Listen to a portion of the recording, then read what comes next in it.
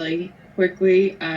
Just to warn everybody, I live in Arizona. It's quite early here, but I always, if there's a group of people with their cameras on, I always feel really rude not turning mine on. So I don't know if you guys can see me all right. I will share the Bivona tubes at the end. Let me try that again. There we go. Okay. So good morning from Arizona. Nice bright and early here. My name is Allie Ledoux. I'm a respiratory therapist. So I work with ICU Medical doing the clinical education. I know that you guys had recently converted over to our Portex line of trachs. So those blue select trachs for the PVCs and then the Bivona tubes for your specialty patients. So we're really quick just going over the Bivona tubes that you guys have been using and ordering, just making sure. I know that's a little bit different for a lot of the folks there, and so we want to make sure everybody's comfortable with these tubes, so you guys aren't having any issues with your patients that have them. So I'm going to start sharing the PowerPoint that I have. Let me know if you guys can see it, and then at the end I'm going to just go over the two tubes that you guys are using right now. Can you guys see this okay? Yes, we can, Allie. Okay, perfect. So let's get started. I know you guys are probably tired and are ready to go home for you have night shift. Thank you for admitting people if that's somebody else from my team. So really quickly, just going over the silicone line here. The fact is that these are silicone tubes are different. If you pick up the PVC versus silicone side by side, I personally think the silicone are really nice, and I would rather have one of them in me if I was a patient with a trach. But the silicone tubes are more expensive, so we know they're not used for everybody, every patient all the time. But they are softer. They kind of mold to the body better. They are a little bit different, and they don't have the inner cannulas in them. So we're going to go over that. But these are pictures of a couple of the different Bivona tubes that we have. There's several in this line. A lot are used on pediatric and neonatal patients. So key attributes, big thing is this is a neo ped picture, but down here is your 15 millimeter universal connector. So that's going to be the same with all of our tubes. So you basically, the key part of that is you can always hook your patient up to a ventilator, which is really nice. Obviously, with these Bivona tubes, they don't have inner cannulas, but it works the same with our Portex blue select tubes that you guys use. If the inner cannula comes out, you can still vent your patient, which is really nice. There are different flange options on some of these tubes. So they have the straight flange and the V flange if you guys have those needs for those neonatal patients. For the shaft, some of them are wire reinforced, which you guys will see on the tubes you guys have been using. The cuff inflation line is integral. We have the talk attachment options for those trach patients that might need that. And then this is just talking about our trach sizes. It's on the flange so you can see it really well. I like to go over this quickly because a lot of people know that Bivonas do not have inner cannulas, but they don't understand why. So they always, assume if you're going to be using a trach, you should have an inner cannula, which is very understandable in a PVC trach because those secretions will stick to the wall. So these Bivona tubes have a special coating that's inside of the trach, and that coating is there so the secretions do not attach, and that's why you guys don't have to use an inner cannula. You can't use them with the tubes here. So just to clarify any thoughts there, if anyone had any questions on that. And now we're going to go over the tubes that you guys are using. I have a PowerPoint presentation that Diane's going to share with the physicians, and it goes over all the tubes. In case you guys have a patient that you might need a specialty tube, you guys can have more information on that tube whenever she shares it with you guys. I have one question. Yeah. So they have this special surface. Does that mean that they need to be changed more often? Does the surface wear down? Nope, it's a good question. It's a super slick surface that's basically part of the tube whenever it's manufactured. We'll go over the reprocessing part of these tubes, but do know that the Bivona line, and another thing about it is it's good for long-term patients because these tubes can be cleaned and reprocessed or sterilized at home and in the hospital. It's different than a PVC trach that's disposable. It's a one-time use. So You would basically still follow the same process that you guys are using now for swapping out your trach. So if you guys have a long-term trach patient, I would follow whatever your guys' current hospital policy is. So most of the time it's a 30-day change out. So you guys would still follow that here, but instead of throwing this tube out, if it's a patient that's going to continue to have this trach, then you guys could reprocess it or sterilize it in the hospital, or just clean it, whatever you guys have on your policy, and that way it can still be reused. But that super slick coating does not like wear off after time. Good question. So this is the first tube that you guys have been using. It's the tight to shaft tube. So if you look here in this bottom picture, this is showing you what the trach looks like when the cuff is not inflated and it's in the airway. So the whole point of these trachs, it's really nice, is for your patients that need intermittent ventilation. So they can go on and off the ventilator easily because you're going to deflate that cuff, and then you no longer have it in the way, basically, for the patient that's going to breathe without having the cuff inflated. So that's the really nice thing about it. It's showing some clinical applications here, but to me, that's the biggest thing for you guys, is that intermittent ventilatory support that you guys would need. You don't have to swap out and put a cuffless trach in. And then this is just going over the cuff inflation technique for your tight to shaft tube. So remember that these are going to be your water cuff tubes. We're going to go over the differences of that, but remember that the cuff on here, the pilot balloon, is going to be clear, and that's for sterile water. Because these are designed to have sterile water in them, if you use air in this tube, it's not going to hurt the patient, but the nature of the tube, the air is going to diffuse through that cuff over time, and then obviously you're going to have cuff leaks, and we don't want that. So use sterile water to inflate the balloon for all of these types of trachs. Do not use normal saline. Again, it's not going to hurt the patient, but basically that normal saline can crystallize in the pilot balloon, and it's just going to clog it, and you'd have to deal with cleaning that. You're going to use minimal leak technique or minimal occlusive volume when you're checking the cuff inflation on here. Obviously, it's not going to work to use a cuff manometer like they have in that picture they're telling you not to do, because it's sterile water and it's not air, so keep that in mind. And then you're going to want to document the volume of water you're using. I would refer to Diane on that. We just have recommendation to do that, but you guys are just going to follow the policy that is set for you guys at the hospital there, whatever techniques that she's wanting you guys to do, if you guys are going to be charting that, just to keep track of what volume you guys are using. I think from our conversation yesterday, you guys kind of already have that established. And now we have our air cuff tube. So this is the other type of tube you guys have been using. Again, everyone knows air cuffs are most commonly used trachs. They're long-term vent patients needed. If you have a leak, you can easily check it with the cuff manometer. You can also use your pressure easies if you guys use those at the facility, just something to check, to constantly checking the air. And then you can still use your minimal occlusive volume and your minimal leak technique, as you guys know. So big difference here you're going to see is that pilot balloon is blue, bright blue, and the actual cuff is blue as well. So if we go back to show you guys the difference, and I'm going to show you guys the tubes physically too. I'm going to go to this picture. So you have in the middle right here, that's your air cuff. You can see right there on the pilot balloon that it's blue.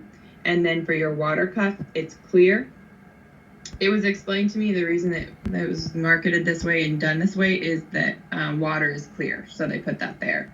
I don't think they realized that, air is clear too. So I don't think that really helps me. I just stick to looking at the picture and memorizing it. It's also on the box and stuff too with the tight to shaft. You guys will know that that's the water cuff here, and then the air cuff, it'll say an air cuff on the box, but tight to shaft is the water one. Any questions on that, guys? Yeah, why would you choose to use one over the other?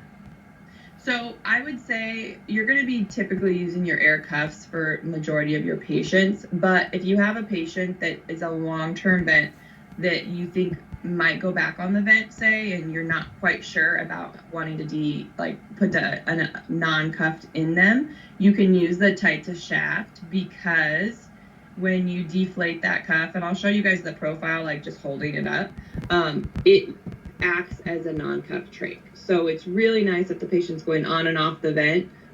Say they're a nocturnal ventilation patient, so during the day they can breathe on their own without that cuff inflated, and then at night they have to be ventilated. This is really nice because the profile of that cuff goes completely flat, and it's like they have an uncuffed trach.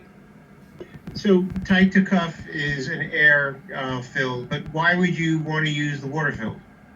The water filled is the tight to shaft. So this picture here, I'm showing you, if you look at the pilot balloon, it's clear. So the tight to shaft is the water cuff.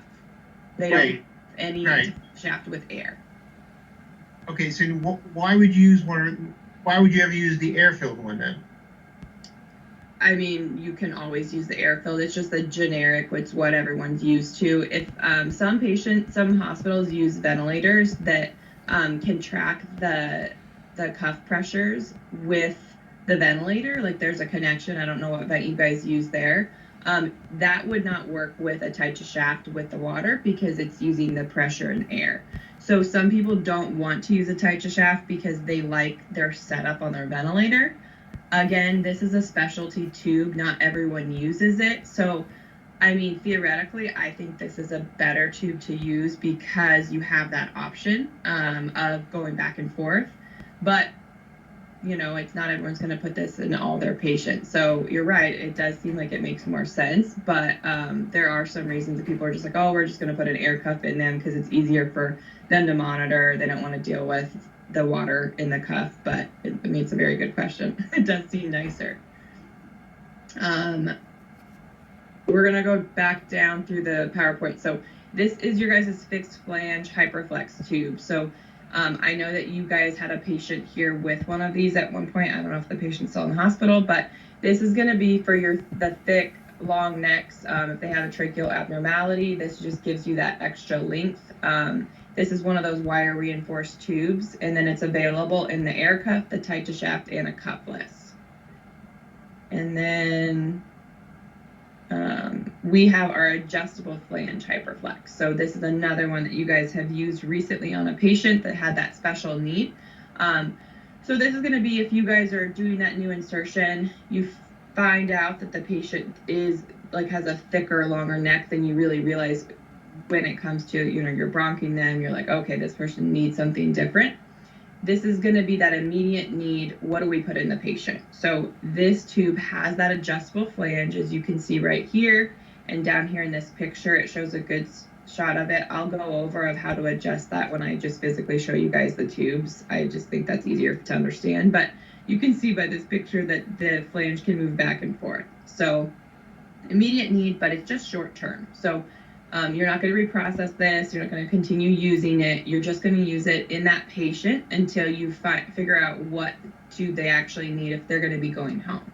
Now, if you have that patient that can be decannulated in the hospital and you guys can just wean them down to a different tube that's cuffless, that's, you know, that would be awesome. But a lot of times we know that that's not the case, and patients are going to need a trach for a longer period of time. So when it comes time for you guys to put that new trach in, then you guys would put something more permanent, because they cannot go home with a trach that's adjustable. You don't want patients adjusting their own size airway at home, and that's why you guys can't send them anywhere. But in the hospital, you guys can monitor the patient until you guys can get the airway that you're going to be using long term for that patient. So it is available in our air cuff, our tight to shaft cuff.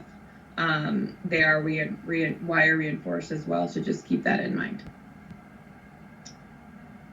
The Bivona custom tubes, I just have this up here to let you guys know, if you weren't already aware, that if you do have a patient with a specific tracheal abnormality and they can't have just a regular type of trach, you can order a trach and work with the customization services. This is just an example of a patient that had one, and we can tell that his trach is very different than a normal trach. So that's open for you guys if you have those patients. This goes over that cleaning and reprocessing. I don't want to get into the weeds with this, just because I know everyone's, you know, I want to be respectful of everyone's time. just know that these tubes can be reprocessed. They're single patient use, but in the hospital for adult patients, they can be sterilized up to 10 times. They can virtually be re-cleaned forever though. So patients at home, when they're just doing their cleaning, they're not putting it at high temperature, they can continue to clean and reuse these trachs as many times as they basically need. So it's a nice thing for long-term patients. They don't have to sterilize it and boil it, every time. But I will share that information with Diane on our IFU of how to clean and reprocess if you guys have patients that you're going to need to do that for in the hospital. This is just a slide to show you to remember that any of the tubes that are wire reinforced, they are MRI safe. They're not going to come out of the patient in an MRI, but they are MR conditional. So you'll see in this picture up here, this is a pediatric child with a wire reinforced trach, so it can skew the pictures because of that wire reinforcement. And then any trachs with a cuff, everyone knows to just make sure the cuff is out of the way so it doesn't mess up your guys' pictures. Okay, so really quick Q&A. I'm going to stop sharing the slides so I can actually physically come back on here and show you guys these tubes. It's much easier to me to show you guys in person. These are the tubes you guys have been using a lot, the two types, right? So here's your air cuff. I inflated this balloon to see, you guys can see it. This is a blue cuff, remember? So air is blue and the pilot balloon is going to be blue. This is your guys' tight to shaft, and this is without the cuff inflated. So you can see that it has the profile. It looks like an uncuffed tube at this point. And then remember, for you guys filling this is the water one. So clear, put your water in here, okay? And then really quick, just to show you guys the adjustable flange. This is what it looks like. You guys can see those arrows right there. And then it has this little guy right here that this is how you're going to adjust the flange or the size of the airway. So you're just going to pop this off. And then now I can move this freely. So you're going to see your numbers, at the top right here. And then the physician, whenever they're inserting, obviously they're going to be having, if you need a bronchoscope to see better, you guys would be moving this back and forth and deciding what would work for your patient. So once you find the spot that you guys want to use, that's whenever you guys are going to take this silicone piece right here, and you have to kind of stretch it. So you're going to stretch it and lock it back into place on that little black dot. So now the airway can't just move freely. And then the RTs, when you guys are charting, you guys are going to be charting the number that you guys see here to make sure that everyone's aware of what the length of the airway is. So I'm going to hold this up really close to show you guys. So the top here, this says 14. So it's just like an endotracheal tube. So you got 14, and then the next number that you guys would visually see is 12.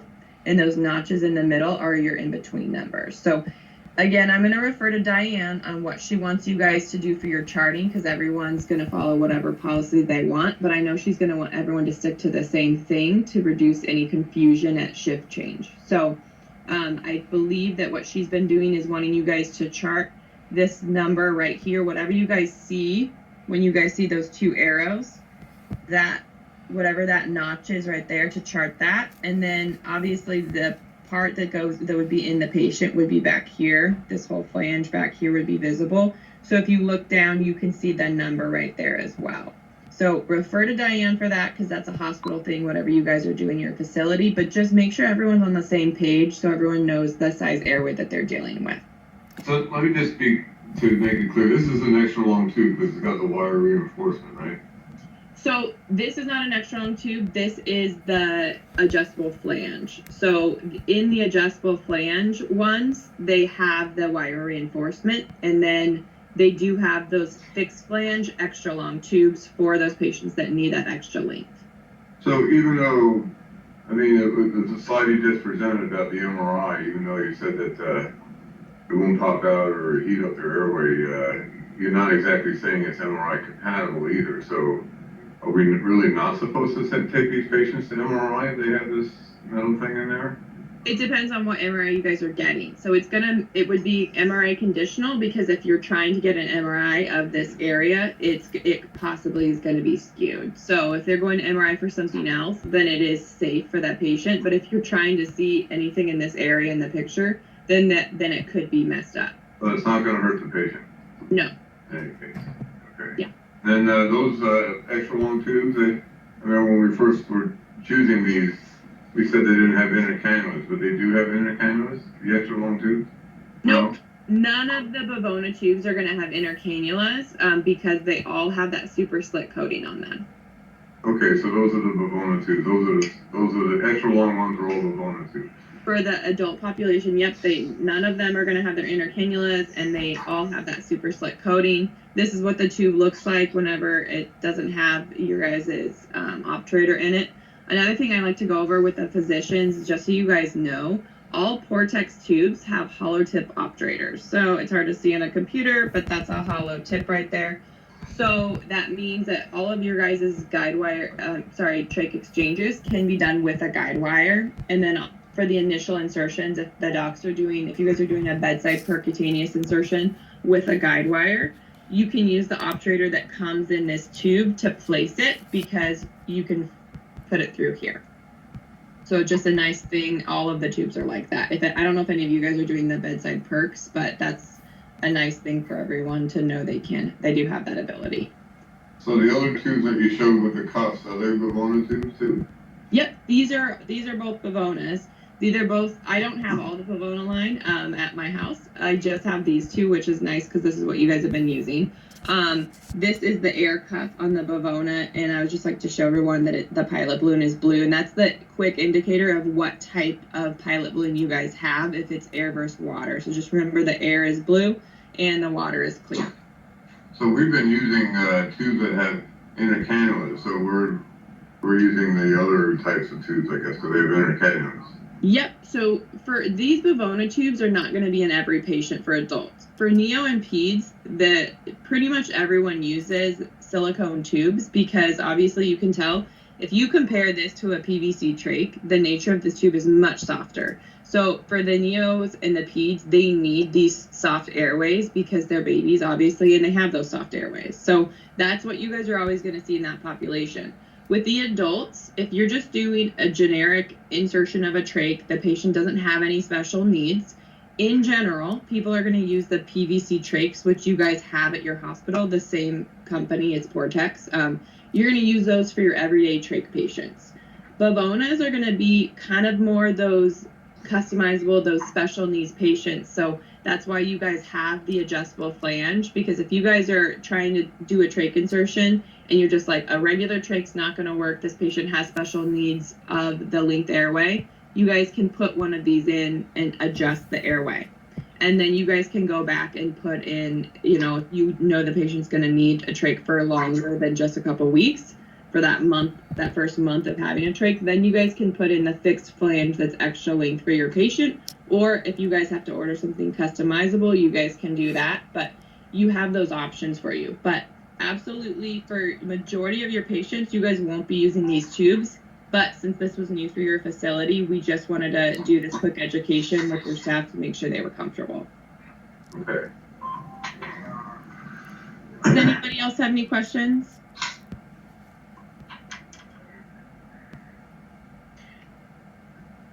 You mentioned a talking option. Can you just use a Passamere valve on these patients, or you have something else? So yes to both of those things. Passenger valves can be used on all of these because it's that universal 15 millimeters right here, right?